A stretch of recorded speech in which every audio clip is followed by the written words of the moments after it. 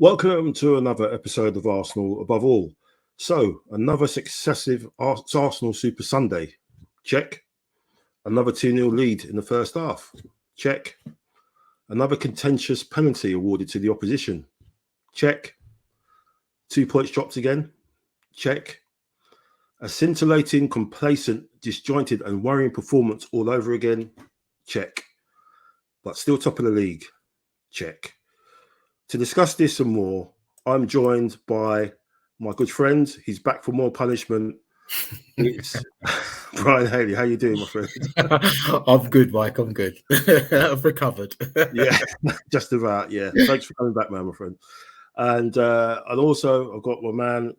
He's locked up the back cave for the night, so he ain't answering no calls. It's my man Steve. They call me Stepney. How you doing, my friend? Yeah, all good, all good. Yeah, let's just get into it. It's probably easier.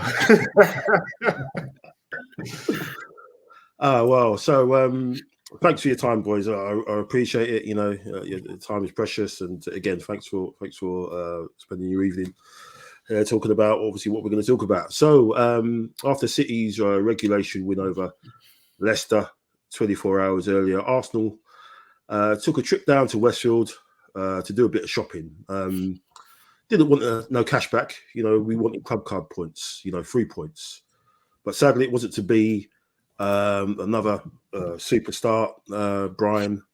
But obviously, it sort of crumbled again. What was your thoughts on what you were seeing? I mean, at what point did you think, deja vu? You know what? I actually felt for the first 10 minutes, I actually felt this is comfortable and this is routine. Okay, we've kind of learned from the week prior, and then it just I don't know what it is, and I think from the season so far in certain games, it's like we've trying out training stuff out on the pitch, during games when we feel comfortable, and so we'll try different things. And at the moment, you can't do that at this stage of the season. That level of complacency, arrogance, I don't know what we can call it at this moment, will be our own downfall. Yeah. Will be our own downfall. And now the only things I can take from it at this moment in time, they're back-to-back away games and we haven't lost. That's the only thing that I can actually take from it at this moment in time. Mm-hmm. I think it's been like this to a certain degree from the Bournemouth game. Yeah. There's been levels of complacency starting to creep in from there. And then even though the Palace and the Leeds game where, the score looked very comfortable at the end, it's still, again, at 3-1 in match. We started to do silly little things and stuff like that, and just game managing the game now. Yeah. When you're fighting for leagues, you manage your games. You don't start to experiment certain things and get loud sides who are also probably fighting for points themselves, allow them back in the football matches. You can't do that. Yeah, 100%. It just got too easy, didn't it, Steve? As Brian was saying. Yeah, sack them all. Get rid of them. Wenger in. Emery in. Stephen in. Come on, everyone. Brian in. It's just complacency. I mean, when you're to understand the mindset, I think you've got to have played the game. And I think when you're in a game and you're winning comfortably, unfortunately, you take these little extra risks, and you think, oh, we know what we're doing all right here. So, as Brian said, you just take those little bit extra risks when you don't need to. And when the team gets back into it, they always say 2-0 is the most difficult score to. It's deceptive because you think, 2-0 uncomfortable, and 2-0 is like a dangerous score because if the other team gets one back, you give them the upper hand, and they sort of get on the ascendancy, especially if they're the home team. And that's what happened in both the games. And look, we're top of the league, so I'm not too worried about it. It's still in our hands. Even if we had won the game, it still would go down to the game against Manchester City if all the results in between go the way they should. So it was always going to be the title decider, which is one to relish. So No, it's all good. Okay, I mean, for me, it's like looking back on the games. It's just a couple of players that are just kind of not up to speed at the moment. I mean, especially you look at someone like Partey, who had a poor game, and the situation which led to the penalty. That happened literally after 20 seconds in the first half. Rice. There was 2 occasions where the ball was played to Partey, and on 2 occasions Rice went after him. The first time he basically got the ball out of play, he pressed him. Second one, he was too far away, and then obviously we know what happened. I think Arteta said something about the mistake of the players, that he's really upset about the mistake that they've made in not seeing the game situation, not managing it properly. And that's the first time, obviously he's not had to jump on them as much, but that's the first time he's actually said something like that, because he could have quite easily said something like that last week against Liverpool, where we didn't read the temperature of the place. We saw it was pretty much cold, and we sort of lit a fuse. But I mean, is there a worry that players, on 2 successive games, that 2 kind of experienced midfielders have kind of not been as authoritative as they could have been, especially Partey in the way he was positioned and everything. He had a really, really poor game, and he's kind of like the linchpin. I mean, obviously we've got no other options. Obviously, the option is Jorginho, but he's not going to come on to replace Partey, Brian. But I mean, a lot of people were saying it's because he was fasting as well. That could have been an issue.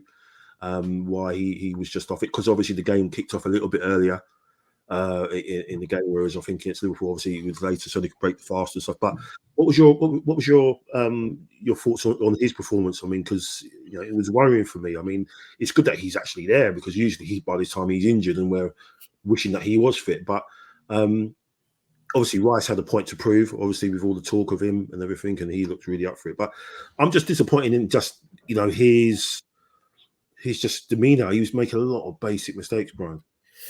Yeah, I think with Thomas Partey, I think we know what he's good at, but my issues is with Thomas Partey sometimes is that he does like to take a chance, because he knows he's got the levels of ability to do so. But then when you're coming up against a combative midfielder like Declan Rice, who's going to, Declan Rice, he's going to run all day long for you, and he's you don't necessarily have that time when you're playing against someone like that in midfield. You have to do the simple things first.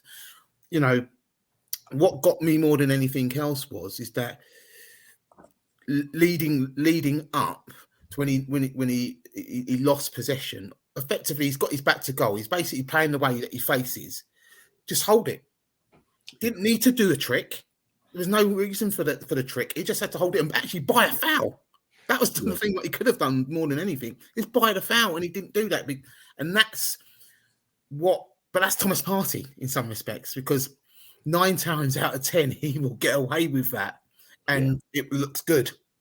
Okay, but now we're at a stage of a season where the simple percentages is what we have to do first, and look out again, as we said, and Steve, as you said as well, Mike, and you said, it's about managing the game out now, and those little intricacies.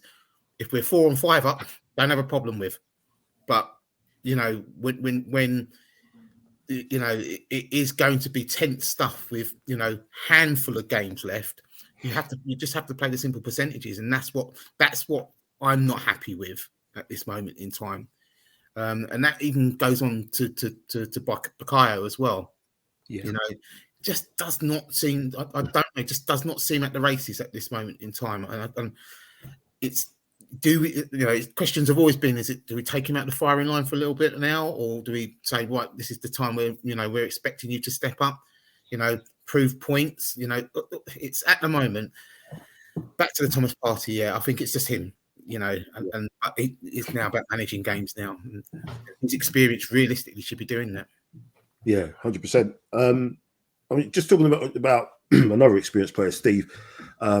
Gabriel Jesus, obviously he, not that I've got a bone to pick with him, but I just think his performance after we went 2-0 up kind of influenced the sort of the attitude of the team, of how they played, because when you look at the two goals, obviously the two goals that the two goals that we scored, where he's positioned, obviously you could take a photo and put them over next to each other.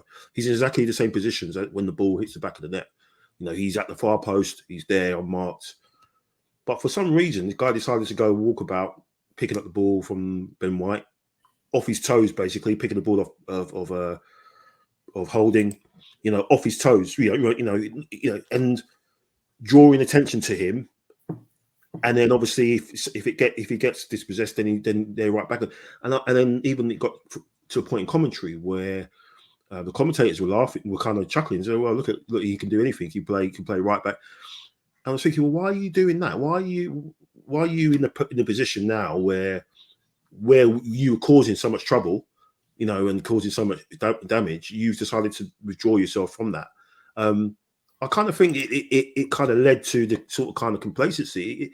It was like a training ground. It was like testimonial settings. That's the sort of thing you see in those All-Star games where you'll have Zidane play and he'll suddenly play in goal or he'll play defense, and then Maldini will go up front for a couple of minutes just for banter, and stuff like that. It's the sort of things you see. Kieran Tierney was playing as a false nine at one point. He was up front. It was like, well, what is this? Is this Globetrotters, or are you trying to win the league and be professional?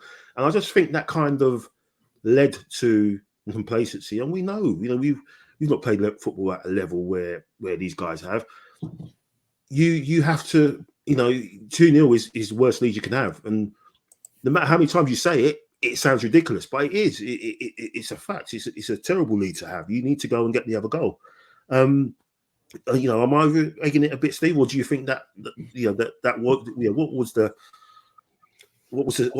thing? For everyone on WhatsApp groups are saying we've got to get the third goal, just kill it. But for whatever reason, we decided to think, it was the sun was out, sun was shining, and everything, and we thought it was like Joga Bonito. But what did you think? Brian said it. It's game management. It's something that has been talked about a lot this season, not necessarily with us, but just in general has been talked about a lot. And that game management is something that will need to be reinforced as the games go on. We're used to Jesus pressing, and we're used to Jesus being everywhere. And because of that, people will say, well, that's where he's lacked his goals, because he's pressing high, he's pressing at left back, he's pressing at right back, he's pressing in centre midfield. He is everywhere. And what we need now is we need him to be disciplined, I suppose. And that discipline means that he presses high up the pitch to force those errors. And then he sort of has to then rely on the other team members around him to do their part. The game management part is everybody sticking to their job, and it just seems for a while. I mean, again, when you're winning and it looks good, there's nothing to complain about. And at 2-0 up, everybody's like, okay, yeah. It's Tierney's in centre mid, he's over at right back, he's up front, and I think for him, that's him trying to learn that role that Zinchenko plays. But the game management part, which is what comes from the coaches and Arteta and the players themselves, is just to say, we need to just do our job and just focus on our job and focus on what we need to do. I think with, not to dig players out or anything, but I think with Tierney, he didn't have a bad game, but like I said, he tried to be Zinchenko and he didn't try to be Tierney, if you see what I mean. And when players do stuff like that, is they usually get caught out of position a few more times than they should do, and it leaves gaps and openings for other players. And one thing that I always talk about, and people can, I've got the receipts back there somewhere, but I always say it's those minutes on the pitch that help the players, especially players coming in for other players, your starting 11. it's those extra minutes on the pitch that help out. So we could have brought on Jorginho for Partey a bit earlier. It probably would have made sense. It probably would have only made sense to give Partey maybe like 60 minutes or something like that, and bring Jorginho on. Saka hasn't had his best couple of best 2 or 3 games, but the guy's played so many minutes. I don't think there's a player out there that's played more than him for us this season. Europa League, all the cup games, the England games, the league games, the guy's always there, and that's him. He likes that responsibility. He always talks about being that guy. So he stands up, and at some point the manager has to go, you know what, I'm going to give you a rest. I've got Trossard on the bench. I've got Nelson on the bench that can come and play. And if things ain't working out, I'll bring you on as the big gun, sort of thing. Do you know what I mean? It's managing those situations. And these 2 games away from home, we've drawn. I still think we're in the same position before those 2 games, in the sense that the game, not to go too far forward, but the game against City is the big one. We've got to beat Southampton this Friday, and then if we beat that Southampton, then everybody will be looking at the Man City game, and I think that's what the players have sort of just at this stage have gone. That's the game we're looking at as the title decider, and it's just dropped the ball. Yeah. True. What was your thoughts on Arteta's changes as well, Brian? I mean, again, I think like Steve was saying, I think the week before, I think he a lot to be desired in terms of the decisions to bring on. I thought Saka should have been taken off both times. He's off form. I think there's some occasions where you've just got to, as a manager, you've just got to take someone out the firing line and just let him refocus and recharge. And he did it with Martinelli when Trossard came in, and then Martinelli bounced back. He scored against Villa, and then the rest is, he's not looked back since then. But I think Saka definitely there's been 100% there's been a drop off. He lost so many duels and stuff like that, and after the penalty, he was trying so hard afterwards as well. There was a great break we had. I think it was the only chance we sort of had where he had it and he maybe could have slipped someone in, but he tried to cut inside and hit it with his left, and it was a back pass. But what about Arteta again? He keeps on. It seems to me with Arteta, when things are going really well, like they were first 10 minutes and the first 30 minutes at Anfield, there's no one that can really put a glove on us. When things are going in the way he wants it to go, the way he's designed. But when things start to unravel a little bit, we haven't got a plan B. We haven't got that plan B in that type of striker, like, someone who's a bit more physical to come on. Is that a worry still that, he still doesn't seem to know to stem the tide as much, especially, and we've had it, two examples, in two successive games. I think it stems back to what Steve said, particularly around kind of Kieran Tierney, because he was basically trying to replicate what Zinchenko basically does. Now that's obviously a coaching situation there. He's basically been asked to effectively do that job by the manager, where we know that what you should be able to do as a level of a plan B is set up a team for for changes or injuries. So we can actually do in an enforced change is actually kind of adapt your way slightly the way of playing, and it throws off a little bit of what the opposition will think, so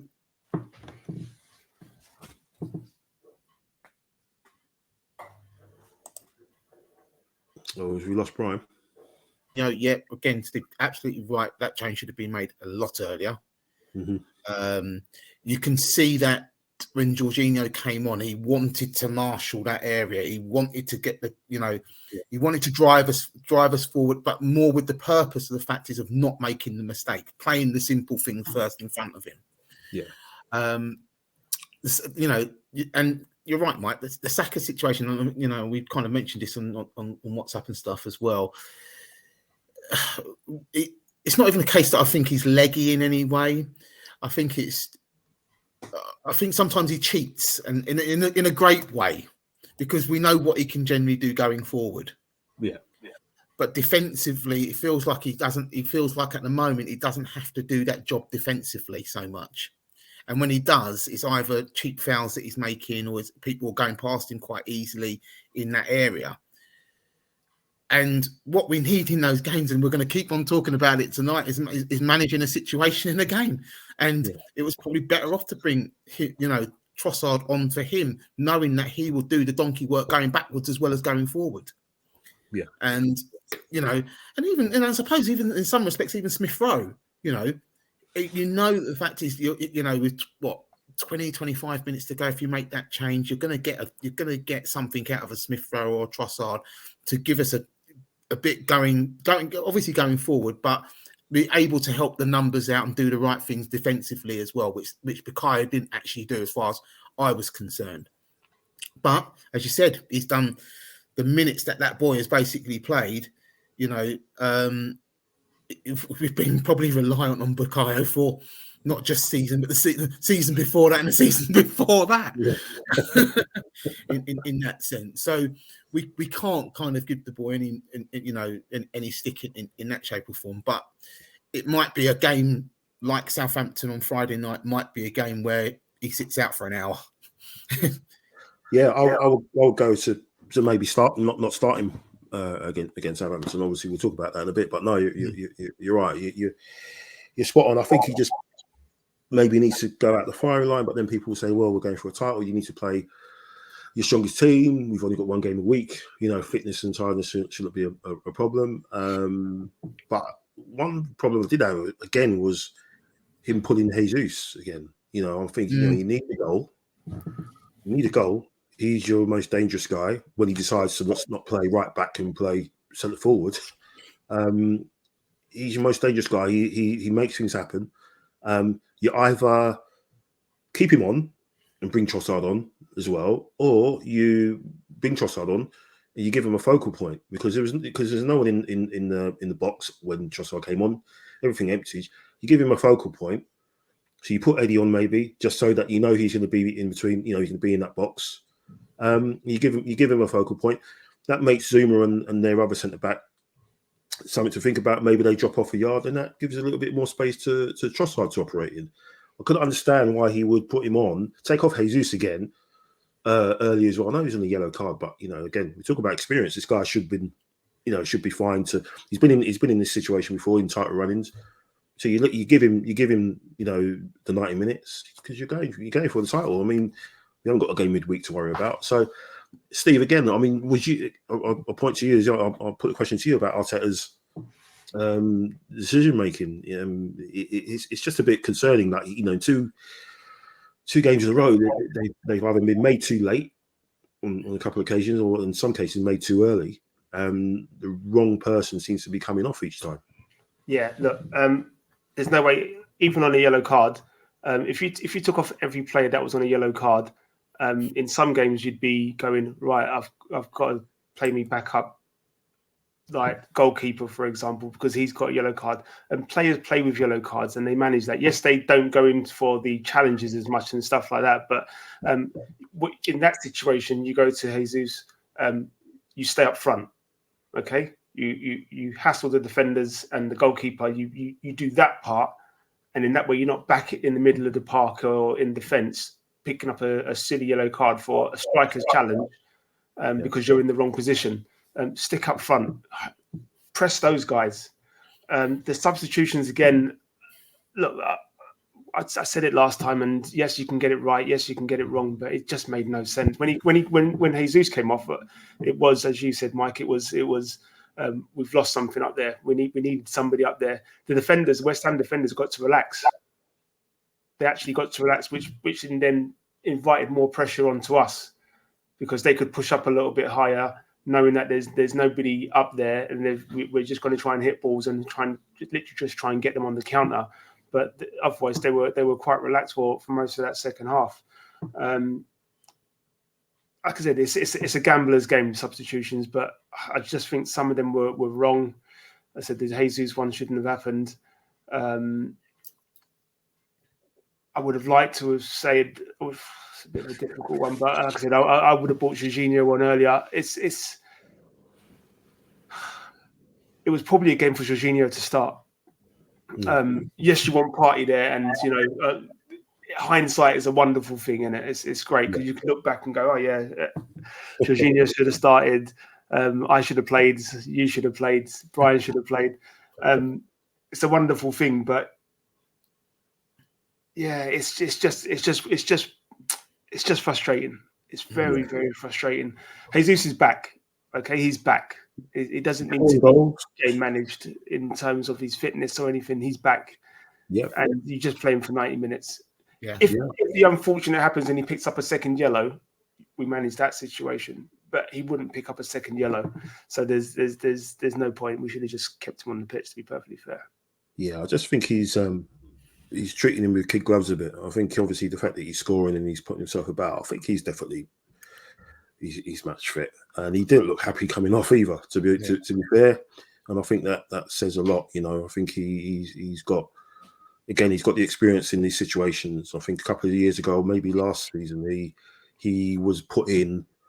And he helped City get over the line basically because he popped up with some important goals, and so he knows what it's about. He knows what needs to be done. Just touching on this, I'm going to show you guys a slide, and obviously this is just a little snapshot of what's happening at the moment. So on the left, you've got the first 18 games, and on the right, you've got the last 13. So obviously the goals conceded a little bit more. But Brian, is there anything in there? Obviously, I know you just thrown it up on you, thrown it to you.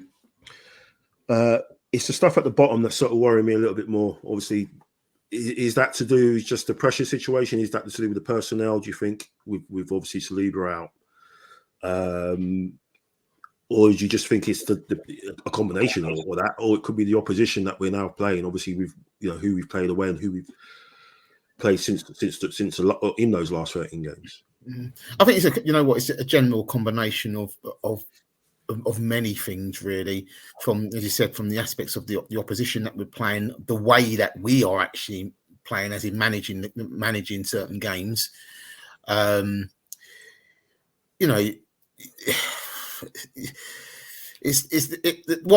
What's kind of looking at me, for argument's sake, is goals conceded in the last 13 games. It might not be an awful lot of difference, but they're silly goals that we're giving away, and we cannot start affording to giving away silly goals with 7-8 games left of the season. And you don't want that continued trend of the goals being conceded getting any higher in that sense. But look, I think you're right. The general pressures, basically, of a title running, we are going to get some levels of distorted stats in some shape or form, and particularly kind of particularly over the last two games, we can kind of easily work that off the basis of those. But as I said, even earlier on, if we go back as far as the Bournemouth game, that's where it's kind of it's probably started to shift a little bit. Yeah, 100%. It's just a worry, Steve. I think it's the goals. We just can't seem to keep any clean sheets, especially at home, and we pride ourselves on our away form. Our away record was the best in the league, and defensively as well. I think it was up there. Maybe Newcastle's were slightly better than us away from home. But even now, conceding 4 goals, dropping 4 points, again, I'll point to you. Do you think you agree, Brian? Is it a horrible cocktail of situation? The opposition, the situation we're in terms of title race, the injuries, the form as well. Is that obviously why some of the things are starting to go a little bit south at the bottom of that list? Definitely. Ultimately, exactly what Brian said. It's a combination of everything. But as somebody that played defence and somebody that played as a centre back, and you'll hear every centre back say the exact same thing. It's routine. It's that repetition. It's that togetherness. As soon as the back line broke, I our defence started to break it a bit, if you know what I mean. And we need, like I said, me personally, when I'm playing defence, I want to know that, yeah, okay, this person's got this qualities and this is what I'm going to be doing here, here, and here. The reason why back four usually works, I know the inverted thing is something that everybody's doing now and it looks great, and because it gives you an extra body in midfield, and that person needs to be able to get back to their position as well. Otherwise, you're overcompensating for one particular player on a particular side at any one given time. You want your defence to be able to stay as a unit, and right now, as a team, we're not defensively strong as a unit, and teams are picking up on that. And like I said, it's a combination of everything.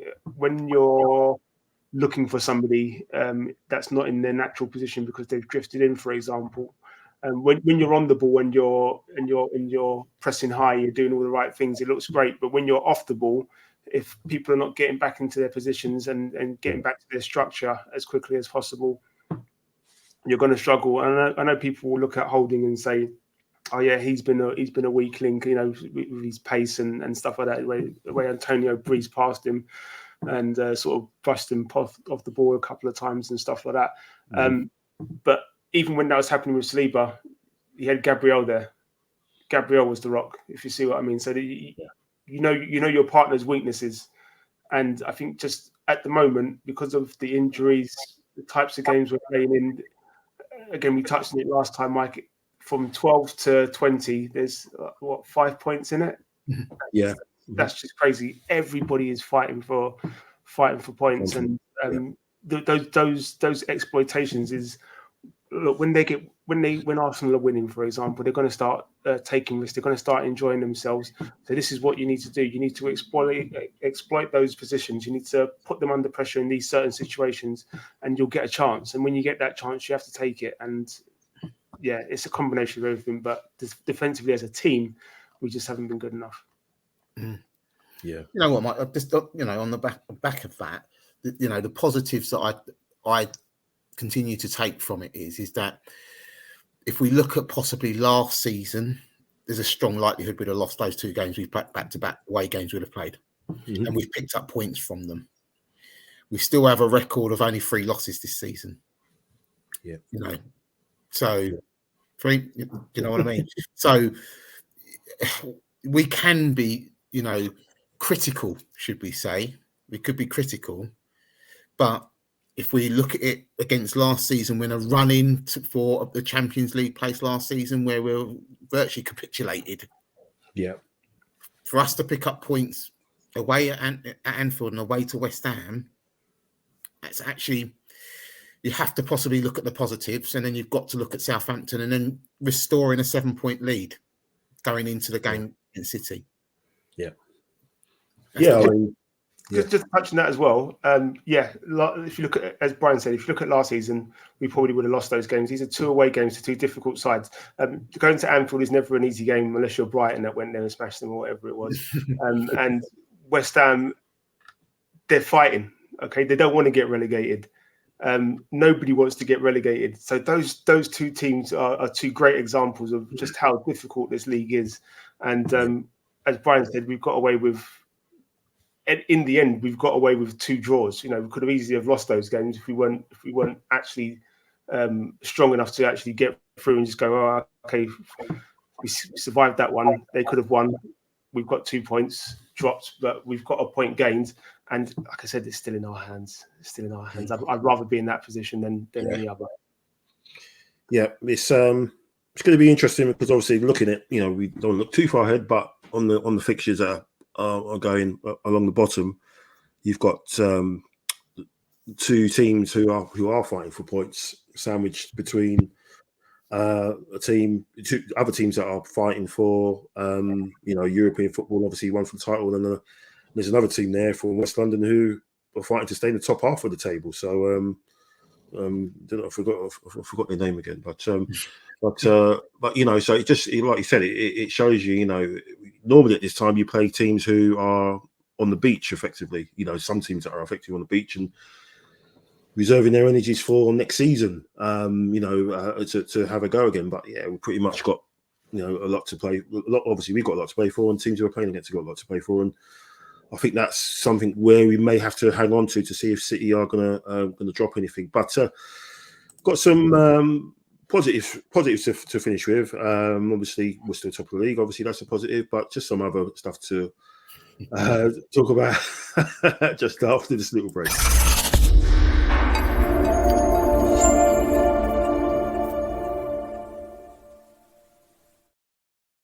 Okay, so gonna got another slide for you guys to digest. So we are in the Pep era, and obviously that was since the 2016-17 season. Obviously, is when it all started, and that kind of shows you the teams finishing in fourth place or Champions League football, because this is what it was all about, isn't it? At the start of the season, was getting in the top four. As you can see, a win effectively on Friday will secure us. A win on Friday will secure us, or point I believe will secure us Champions League football, and obviously it will be, what was it, St. Tottering's Day again, or whatever you want to call it. If we manage that as well, but it kind of shows you, with us being on 74 points already, that we are, it's been an incredible season, and obviously, if we don't manage to pull it off, it's going to be disappointing in that regards. But we're basically on the brink of achieving what we all wanted, which was to get back in that competition. And then obviously, once we're in that competition, to push on and try and be competitive in that competition, because obviously the season after that, the whole format changes if we're in it again, and then you're playing only half of the teams in the group, and then you only played 8 of the teams rather than playing group, different group stages. So it's vital, obviously, that we're back in there. It's vital that we push on and get back in there again next season. Obviously, winning the title will be a lot more sweeter to be back in there, and obviously what that will bring with all the players that all of a sudden will want to join and play for us. But first things first, obviously we've got Southampton on Friday.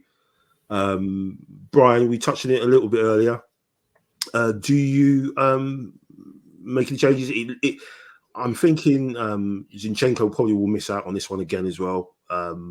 Personally, I personally would start Trossard for Saka, give him a rest, and then obviously play with the rest of the team. So it'd be the same team. It would just be Trossard and Saka. Would you do that, or what would you do? What would you do for that one? Because obviously Southampton are pretty much on the way out, I think, and all the percentages, all the maths say it gives them like a 90-something% chance of getting relegated. So they are the worst team in the league with all their numbers of goals scored and everything like that. So how do you approach Friday? Obviously, convincing win, right? But and a performance.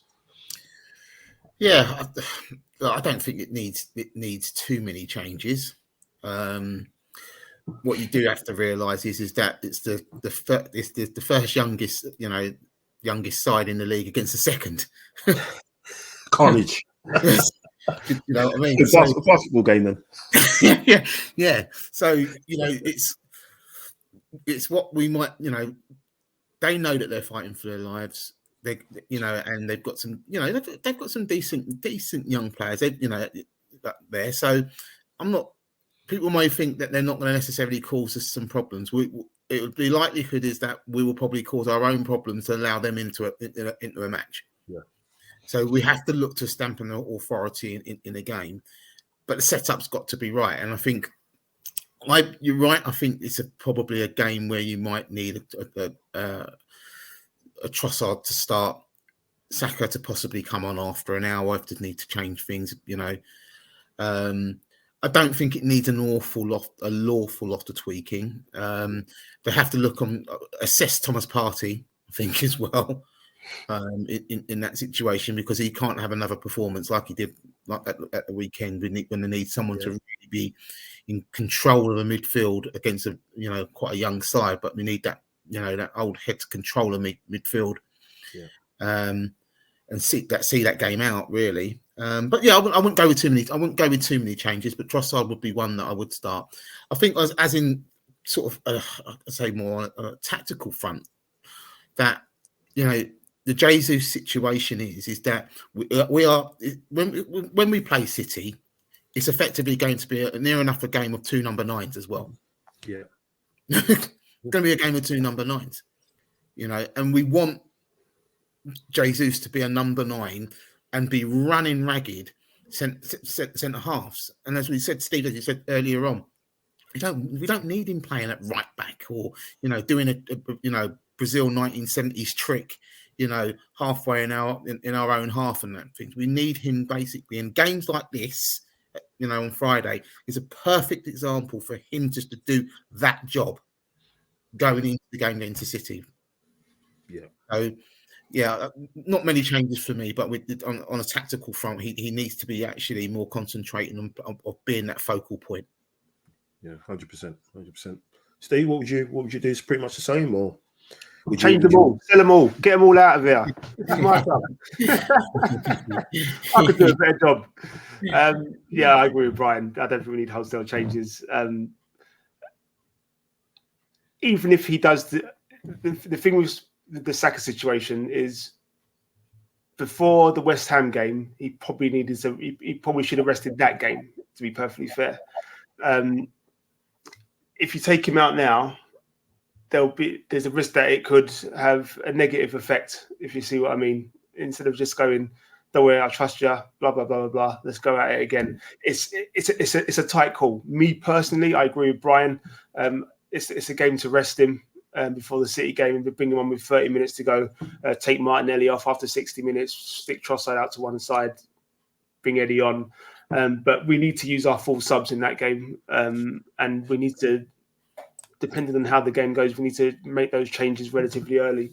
The party situation, I think we could start Jorginho. It would be good to see him start.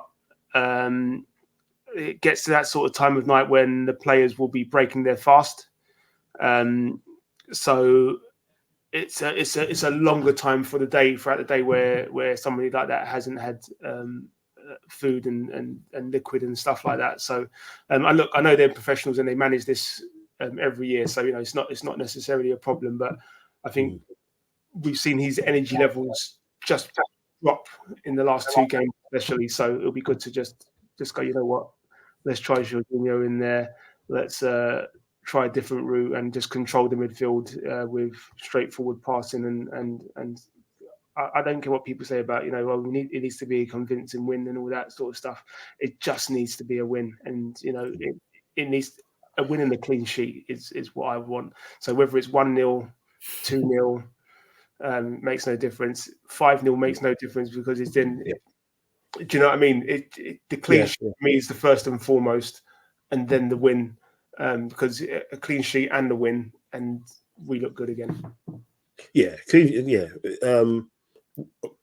a flowing performance, loads of goals would be fantastic. But like you said, get a win. If you keep a clean sheet, we pretty much have won the game. You'd like to think, but yeah, I think the fact City are going to be playing Sheffield United are pretty much going to rotate as much as they possibly can, which they can afford to, kind of, without disrespecting Sheffield United. They're going to rotate massively, so you know it's going to be like a rest for them as well that weekend. So this is Arteta managing the squad, as you said, and trusting some people maybe. I don't think Smith Rowe is fit. You know, otherwise he would have had minutes by now. I think he's just there to kind of make the numbers. They don't want to put another kid on, you know, or you know, because obviously Marquinhos is he's on loan, so I don't know who else they could have brought up onto the bench. But yeah, Smith Rowe isn't fit. The fact that they put Nelson on ahead of him again, and it's a concern really. You wonder what's going on. We're being a bit secretive with our situations, with our players being injured. You know, Saliba, isn't he? He's been out for maybe too long a while now for him to come suddenly back in for the City game in such a massive game. Even though there was footage of him today, I don't know if you guys saw him, and then he put a clip of him in rehab on a bike with Saliba, and Saliba was ride on the bike, on the stationary bike, and he was giving thumbs up and moving up and down on the bike and stuff looked fine. So again, it's a strange one. Obviously, as someone said, sitting on the bike and then running around and playing contact football is two completely different things. Obviously, with people who've had back issues know only too well. But yeah, we've got to bounce back with a win. Obviously, Theo, it's going to be interesting to see what reception he gets as well. Obviously, your boy Steve. And he's done well with his hair, man, because I don't know what he's doing with his hair. You know what? It's that South Coast hair. Gonna go to LA and do some Zen sort of thing or class or something, some spiritual thing. He'll be wearing these white robes soon or whatever. You watch, he's going to be doing that soon when he's retired. But yeah. Yeah, needs to bounce back. It's on TV Friday night football, so yeah, needs to bounce back and get a win regardless. And then obviously all eyes to the Etihad after that, and let's hope it is with a 7-point lead. And I think it's going to be a shootout basically. I don't think we're going to keep that. We're going to keep them out. I think we'll score in that game as well. But it's just how clinical we are. It's going to come down to that, really. But that's a chat for another day. But no, just quickly before we finish, Steve, obviously, and Brian, obviously, a couple of things. Bukayo Saka has come out and apologised for effectively missing the penalty. Doesn't need to apologise. It's football. That's what happens. I won't talk about the photo that's been going around because that's really triggered me. That and I'm sure it triggers anyone who's got any decency in them. And the worrying thing about that is Twitter have got back to people who've reported it, like myself, and said, "Oh, there's nothing wrong with that. It's absolutely fine." We believe that tweet hasn't offended anybody, which is just blows my mind. But we'll talk finally. Just talk about the whole mascot gate, I should say, where again it just seems something with Arsenal just blown out of proportion, and it's a worry that people who sort of are Arsenal fans, people like Laura Woods and Piers Morgan and stuff, again have jumped in 2-footed on something, only now to backtrack and say, "Oh well, we reached out to a couple and we realised it wasn't that." Well, if you took 5 minutes to maybe do some investigative journalism, which you have all got qualifications for, you would have realised that that was just a minute snapshot of what happened that day, and it was proved the point.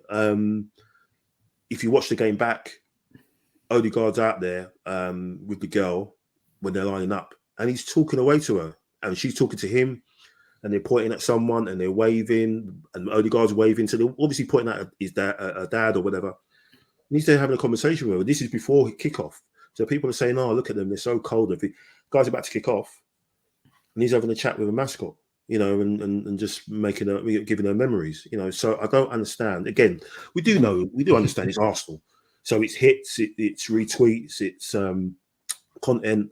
I'm sure TalkSport ran with it for the whole of their breakfast show this morning. They will tomorrow and next week. But yeah, anything you want to say on that, guys? Because it's just proof that we're just a gargantuan club, and anything that attached to Arsenal just it's like honey to bees, isn't it? Oh dear! I heard it today on Drive on TalkSport actually, and how Andy Goldstein was trying to make something of it, and he was kind of inciting Darren Bent basically with it. And I didn't know too much of the background of the story, but from what I heard is that the fact is that they spent a number of hours with this kid prior to the game anyway, and it was as you said, it was a very short timing from when they arrived and went through and stuff like that. So you're right. It came the likes of the Piers Morgans of this world. I like Laura Woods, but I don't, and she is a great supporter of the club. I don't know why she got herself kind of involved with something like that. That's for sure.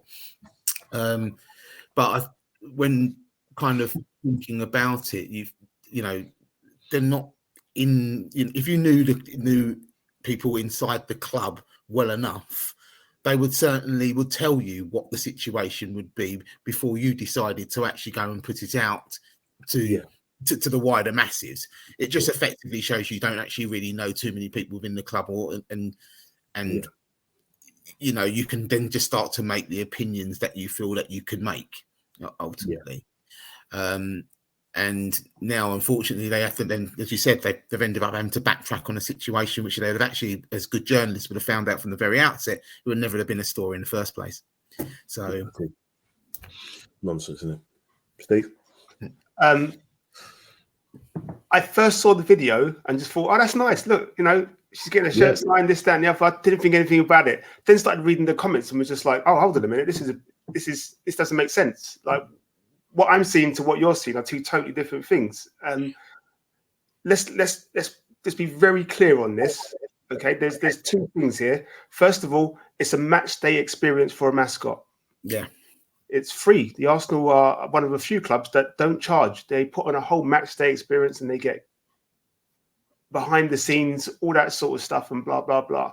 And there are clubs that charge even up to £700 for a mascot match day experience. Can you believe that? That's for me is an outrage. Second of all, let's look. They won't talk about that. They won't talk about that, Steve. No. So I'm sorry I mentioned it. I didn't mean to. I didn't mean it. Okay, I take it back. Second of all, as Brian said, as you said, as we've all been talking about, it's literally a snapshot, isn't it? I mean, if you don't know the hospitality industry, if you don't know whether it's a match day experience, whether it's a celebrity experience, or whether it's any other experience and stuff like that, and blah blah blah. If you don't know what happens, don't speak. Yeah, that's like when as Mike, you would know, people are, oh, I can do your job as a steward and blah blah blah blah blah blah. Oh, why do I have to sit down? It's a seated stadium. Park your backside, isn't it? Seated stadium. You paid to sit in a seat. You didn't pay to stand up. I get it. We as fans, we get it. But what we're telling you is these are the reasons why. And if you want us to go even further, we can explain in great detail, painstakingly detail, the reasons why we require you to sit in your seat. And it's the same with this situation. If you didn't know, don't speak. It's that reactionary thing every single time. Michael said, what can get me a few hundred hits today? Let's bait out Arsenal. Nick Knowles was the one that sort of put out that first message. And like I said, I didn't know he was a football fan, to be perfectly fair. I don't know how he's popped up on the Arsenal page to see that. Like, do you know what I mean? Cool, he must have thought, "Cool, it's a slow day for me as well. I need some likes and followers and shit." Sorry, language. But yeah, I need some likes and followers. So let me tweet about the Arsenal. Let me scroll through. Oh, look, they're not looking at her. Oh yes. Oh, this is the worst thing to happen in the world. Get a grip. Honestly, just get a grip. It was a nothing story that got blown out of proportion. The poor girl and her dad, like, you know, he's like got press outside my house and this, that, and the other. Come on, man! Like, behave yourselves. You're grown adults. You're grown adults making a situation out of nothing, and then probably scaring the little girl that she's done something wrong. When she's done nothing wrong, she just enjoyed her day. Her father's enjoyed her day. The two of them have enjoyed the day. He's come out and said it countless times. He's enjoyed the day. She enjoyed the day. It was a nothing story. And for anybody to still go, oh yeah, but you know, a look and blah blah blah. Do you think they just walked off the coach and just went? Yeah. Of course not. They would have looked at her. They would have been like, you know, the camera's facing one way, so they would have looked at her and just been like, oh hi, gone down, signed a shirt, and carried on. Don't get it twisted, man. These people are just mind-bogglingly stupid. It's I'll finish it basically by saying it's also another snapshot that this story has got so much more traction and so much more interaction than what happened with that photo with Saka the other day. And I'll just leave it as that. That's the last thing I'll leave at that. look at the traction, look at the furore that's gone from this, from a little girl having a shirt signed by an Arsenal team, and by that photo. That's all I'll say. But yeah, and if you finish on that, it's been a really great chat with you two. Really appreciate it. We've been wanting to get you two together for a long time. As I said, I spent many hours talking to you guys about all things Arsenal. And if it wasn't about Arsenal, it's just as well it was about Arsenal, because obviously the missus will be asking questions. And with the amount of time I've spent talking to you guys over the years, I really appreciate that you coming onto the show and everything, and everything that you've brought to the show, and your great insight. So I appreciate that. Thanks so much. This will be out obviously as soon as possible. We'll be back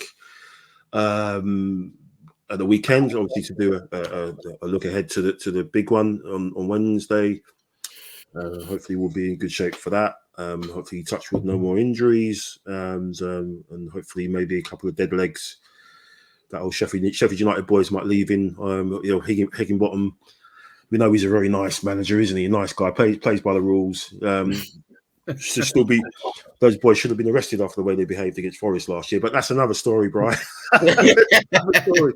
Bloody hell.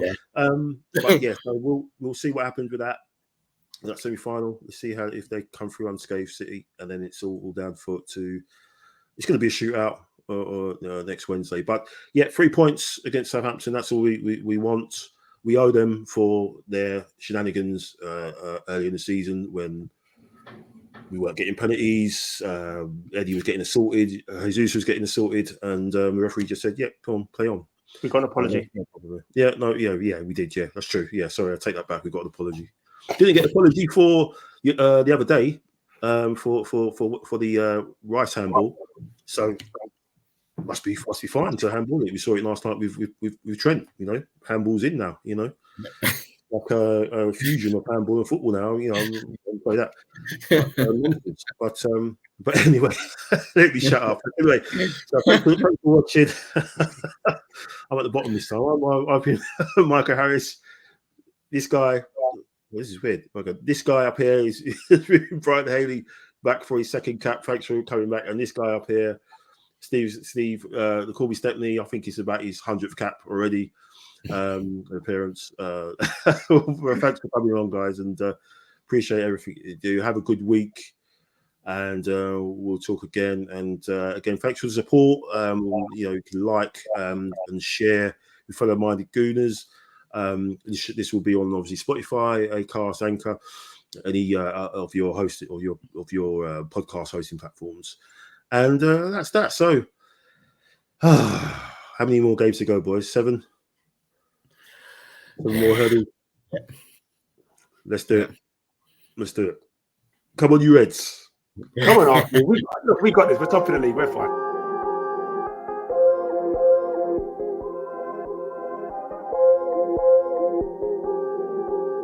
You know who made it.